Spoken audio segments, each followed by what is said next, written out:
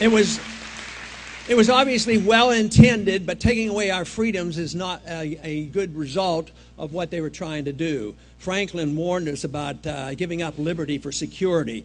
And I have come to the firm conviction that we as Americans should never give up any liberty on the pretense that we're going to have more security.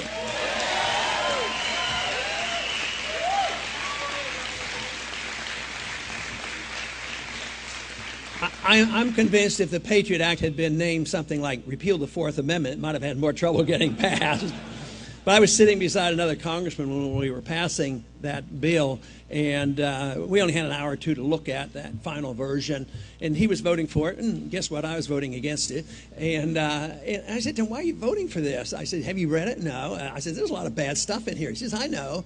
I said, well, why are you voting for it? He says, well, how can I go back to my district? After 9/11, the people want us to do something.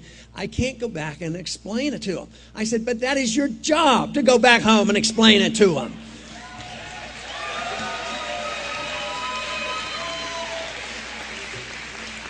But the Patriot Act is going, if it's not changed or repealed, it's going to be a real burden to us because it's a real attack on our privacy.